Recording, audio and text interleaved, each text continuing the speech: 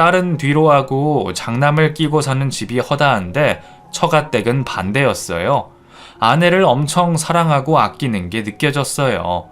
그도 그럴 것이 늘 사고만 치는 아들과는 달리 부모님이 원하는 대로 예쁘게 잘 커준 딸이라 더 그런 것 같았어요. 여튼 그 일 말고는 모든 결혼 진행도 원활하게 척척 잘 됐었고 모든 사람들 축하 속에서 저희는 부부가 됐었어요. 아내와의 신혼생활은 너무나 행복했습니다. 제가 꿈꿔왔던 시간들이었어요. 둘 다 나이가 아주 많은 것이 아니었기에 2세 계획은 천천히 가지고 신혼을 즐기자고 했습니다. 최대한 시간을 맞추어 여행을 다니며 함께 시간을 보냈죠. 결혼 후에도 아내는 여전히 사랑스러웠어요. 친구 녀석들이 술 한잔 하자고 불러내도 아내가 집에서 기다리고 있다고 빠지기 일쑤였죠. 에이, 저 녀석 저거 결혼하더니 변했네 변했어. 대단한 애처가 납셨어. 야, 얼마나 가나 보자. 친구들이 놀려댔지만 저는 집에서 저를 기다리고 있을 아내 생각에 그런 말들은 귀에 들리지도 않았어요. 노래 가사처럼 정말 빈틈없이 행복했습니다. 그러던 어느 날 아내가 조카가 며칠 우리 집에 있어도 되겠냐고 했어요. 오빠가 또 무슨 사고를 쳤는지 조카만 처가댁에 덩그러니 놓고 가버렸다고 하더군요. 그때 당시 장모님이 허리디스크 수술을 하셔서 조카를 봐줄 수 있는 상황이 아니라 아내는 우리 집에 며칠 데리고 있어도 되냐고 했어요. 저는 흔쾌히 그렇게 하라고 했습니다. 그러나 처음에는 며칠이라고 하던 것이 한 달이 지나가고 있었어요. 형님은 어떻게 된 거야? 모르겠어. 전화 연락도 안 되고 정말 오빠 미안해. 아니야, 뭐가 미안해. 민주가 있으니까 집이 더 활기차고 좋지. 아, 그런데 민주 생모 말이야. 거기랑은 아예 왕래가 없는 거야? 아, 응, 그런 것 같아. 아니, 저렇게 예쁜 딸을 두고 눈에 밟히지도 않나? 아내는 아무 말이 없었습니다. 어딘가 모르게 슬픈 표정의 아내. 미안해 오빠. 민주 때문에 불편한 게 많지? 집에 와도 제대로 쉬지도 못하고. 아니야, 난 정말 좋아. 신경 안 써도 돼. 사실 조카가 온 후로 저는 정말 더 좋았습니다. 애교 많은 조카는 유독 저를 너무 좋아했고 제가 퇴근하고 집에 가면 놀래켜준다고 현관 옆에 숨어 있기도 하고 저 준다고 고모랑 같이 주먹밥을 만들었다며 입에 넣어주기도 하고 너무너무 사랑스러운 아이였거든요. 자식을 보고 눈에 넣어도 안 아프다고 한다고 하더니 제가 그 짝이었습니다. 완전 조카 바보가 된 거죠. 길거리를 지나가다가 여자아이 옷이 보이면 발걸음을 멈추고 보게 되고 퇴근길에는 꼭 조카가 좋아하는 케이크나 과자를 사들고 갑니다. 이번 주말에는 어디를 갈까 고민하며 서치하기 바쁘고요. 제가 조카를 그렇게 예뻐하니 아내는 한시름 마음이 놓인다고 했어요. 저한테 진심으로 고마워했죠. 조카는 아내와 많이 쌍 있었어요. 밖에 데리고 나가면 딸이 엄마랑 똑 닮았네 이런 말들을 아주 많이 들었죠. 새하얀 피부에 쌍꺼풀 진한 큰 눈망울. 정말 우리가 딸을 낳아도 저렇게 예쁜 아이가 태어날 거라는 생각이 들 정도였죠. 둘이서 놀고 있는 모습을 보면 정말 어느 누가 봐도 엄마와 딸이었어요. 그런 모습을 보면서 저는 우리 둘 사이에 태어날 아이를 더욱 기대하게 됐었습니다. 그러던 어느 날 아내가 저에게 할 말이 있다고 하더군요.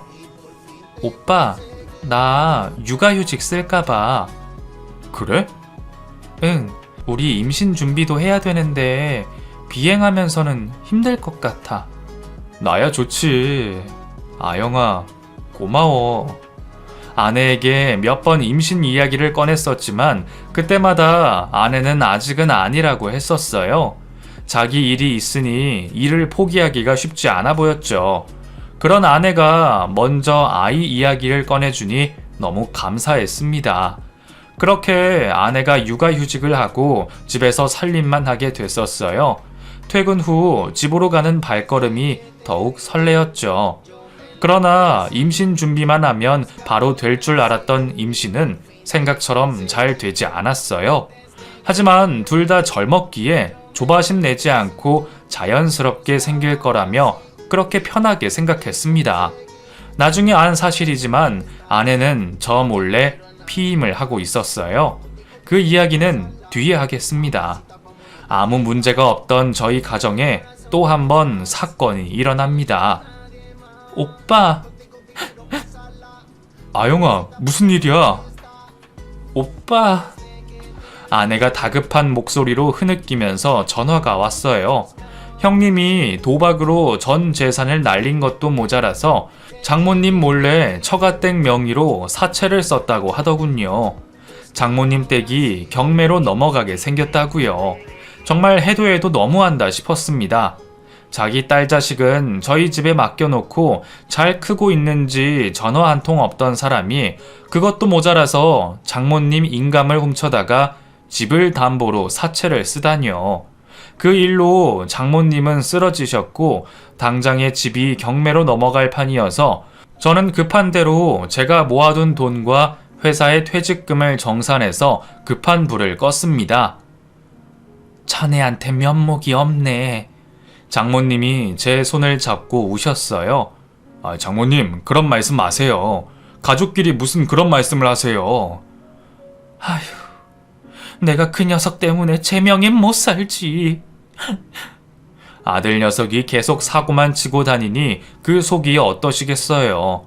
자기는 사고만 치고 모든 뒷감당은 가족들이 고스란히 하고 있으니 제가 다 속이 상했습니다. 형님은 그날 이후 완전 잠수를 타셨고 딸 생각도 안 나는지 전화 한 통이 없었죠.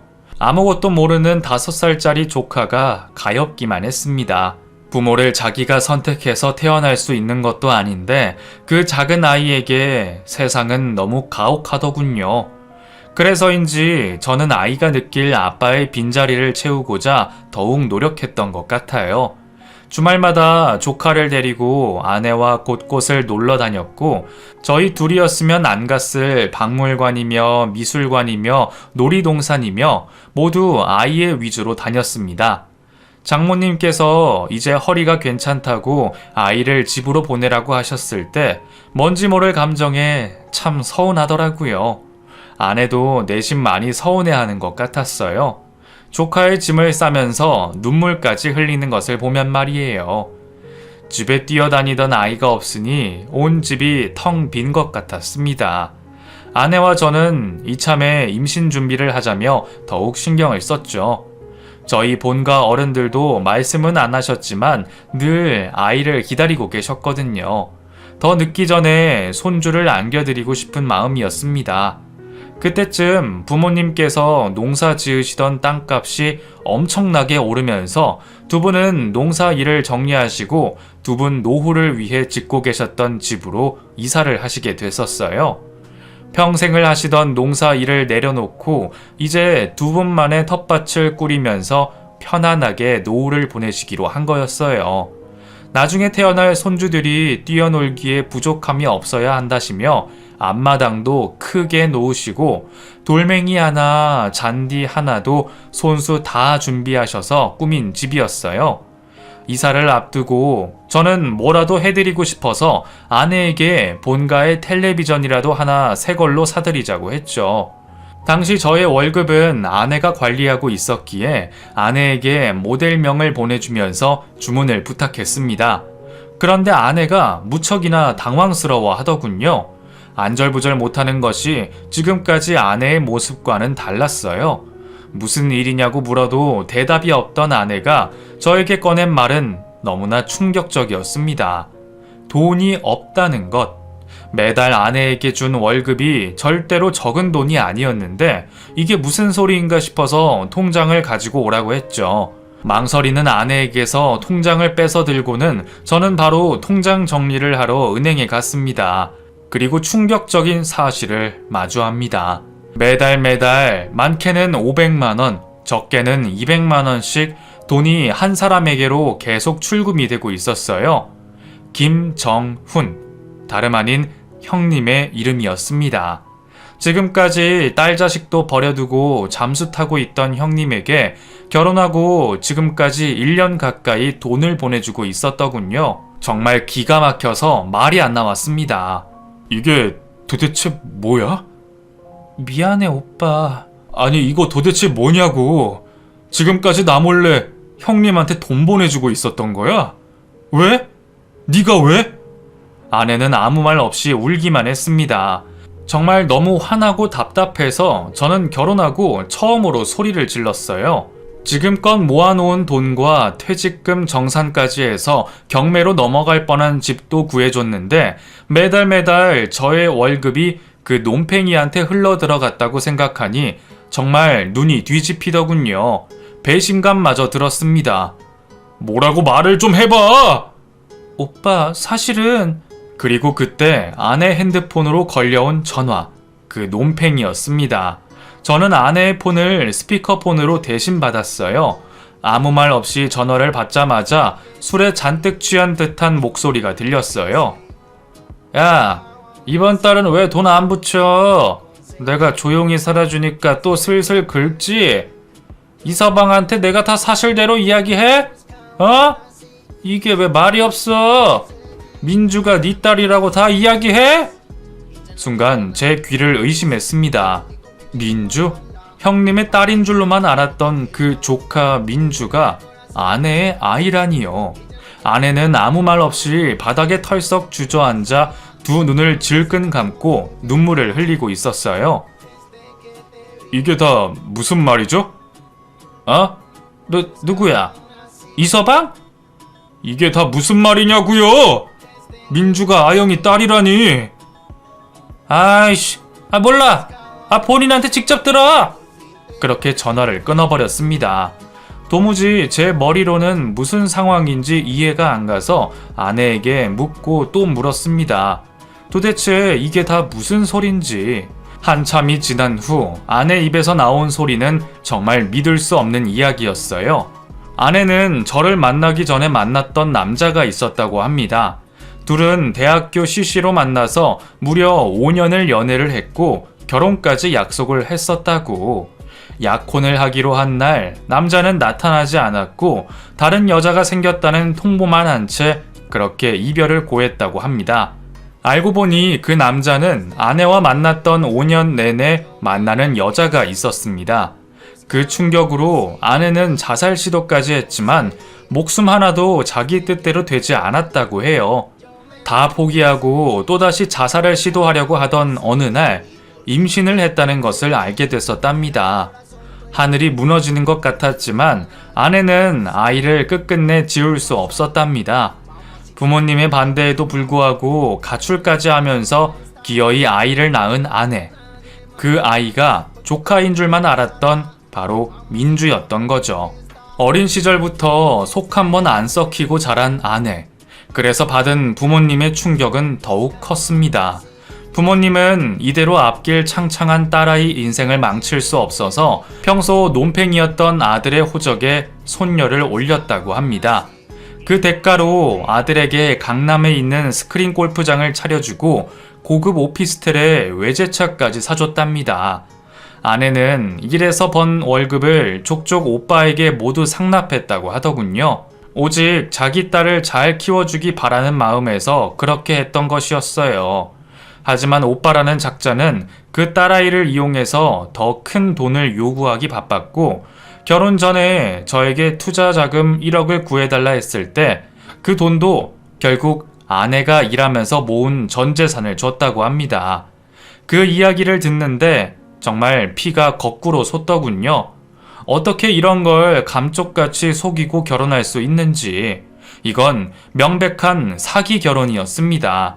아내는 물론 처가댁 식구들 모두 사기죄로 고소하고 싶었죠. 하염없이 눈물만 흘리던 아내. 결혼 전 몇 번이고 사실대로 이야기하려고 했답니다. 그런데 용기 내지 못했다고, 제가 떠날까봐 두려웠다고 했습니다. 정말 이기적인 사람이라고, 어떻게 나한테 이럴 수 있냐고 소리 질렀지만 그렇다고 상황이 바뀌는 것은 아니었어요. 결국에는 이게 다 무슨 소용인가 싶은 것이 모든 걸 내려놓게 되더군요. 저는 아내에게 이혼을 요구했고 아내는 순수히 그렇게 하겠다고 평생 죄인처럼 살겠다고 했습니다. 그렇게 되고 보니 연애 때 아내가 왜 그렇게 저에게 좋은 여자 만나야 되는데 그 말을 했는지 이해가 가더군요. 조카라는 아이와 왜 그렇게 닮아 있었던 건지, 왜 그렇게 끔찍하게 조카를 챙겼던 건지 모든 것이 그제서야 이해가 갔습니다. 우리가 임신이 되지 않았던 것도 아내가 피임을 하고 있었기 때문이었어요. 딸아이 때문이었겠죠. 그 아이를 두고 차마 임신을 할 생각을 못했던 겁니다. 그렇게 저는 이혼했습니다. 처가댁에서 찾아와서 눈물로 빌었지만 제 마음은 풀리지 않았어요. 미안하네. 다 내 잘못이야. 아영이는 아무 잘못 없어. 내가 다 저지른 일이야. 너무 큰 배신감이 들었지만 밤만 되면 아내 생각에 술로 매일매일을 보냈어요. 결국 회사에 휴직을 내고 저는 정말 폐인처럼 살았습니다. 저를 속였다는 그 충격적인 사실보다 저를 더욱더 괴롭히는 것은 그런데도 아내가 너무 보고 싶다라는 거였어요. 그것이 저를 정말 미치게 했어요. 정말로 사랑했거든요. 그리고 아내 또한 저를 진심으로 사랑했다는 것은 믿어 의심치 않았거든요. 이혼하고 1년이 지나고 2년이 지나도 저는 아내를 잊지 못했습니다. 아내가 가엾기까지 하더군요. 그 인생이 너무 기구하고 그동안 그 큰 주홍 글씨를 가지고 어떻게 살았을까 싶은 것이 아내 생각만 하면 눈물이 났습니다. 그리고 저에게 물었습니다. 혹시나 아내가 결혼 전에 사실대로 아이가 있다고 이야기했다면 어떤 선택을 했을 거냐고요. 저의 선택은 예스였습니다. 저는 변함없이 아내와 결혼했을 거라는 답을 얻었어요. 그래서 수소문해서 아내를 찾았죠. 처가댁은 이미 이사를 가고 난 후였어요. 전화번호도 다 바꾸시고 당초에 방법이 없었습니다. 정말 백방으로 아내를 찾아다녔던 것 같습니다. 아내의 직장 동료였던 친구를 SNS로 겨우겨우 찾아서 아내가 있는 곳을 들을 수 있었어요. 친구의 말로는 아내가 정말 많이 힘들어했다고 일도 퇴직한 상태라고 했습니다. 그렇게 친구에게서 들은 주소지 하나 달랑 들고 저는 아내가 사는 곳으로 갔어요. 아내는 그렇게 좋아하던 그 일도 그만두고 한적한 시골 마을에서 혼자 딸아이를 키우고 있었습니다. 가뜩이나 마른 사람이 살도 더 빠져 있더군요. 아내를 보는 순간 눈물이 왈칵 쏟아졌습니다. 야윈 아내를 붙잡고 한참을 울었어요.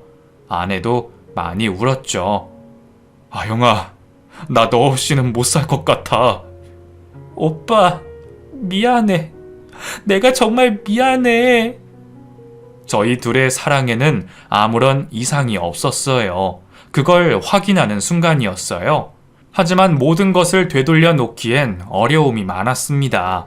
우선 양가 부모님들의 반대였어요. 특히나 저희 집에서 저희 재결합을 극구 반대하셨습니다. 당연한 결과겠죠. 저희가 감당해야 할 부분이고요. 아직 저희 부모님은 저희를 보고 있지 않으세요. 아버지께서는 호적에서 제 이름을 파버리시겠다고까지 하셨고요. 저도 정답은 모릅니다. 하지만 분명한 거는 아내를 사랑한다는 것이었어요. 떨어져서 평생을 산다면 평생을 후회할 것 같았어요. 그래서 저는 처음이자 마지막으로 다른 어떠한 것도 생각하지 않고 내 감정에만 충실해 보이기로 했습니다. 저는 회사를 그만두고 아내와 조용한 커피숍을 운영하고 있습니다. 아내가 아무도 모르는 곳에서 새롭게 출발하고 싶어 했어요. 이 사연을 듣고 또 얼마나 많은 사람들이 저에게 손가락질하며 욕하실지 모르겠네요. 하지만 저희는 있는 그대로의 우리 모습대로 살고 있습니다. 지금 저는 아내와 그리고 우리 예쁜 딸 민주와 함께 행복하게 살고 있어요. 앞으로 저희가 겪어야 할 많은 장애물들이 있겠지만 저희 세 식구 잘 이겨내 보려고 합니다. 이 사연을 듣고 단 한 분이라도 저희 부부를 응원해 주신다면 그걸로 만족합니다. 코로나 시국에 다들 건강 조심하시고요.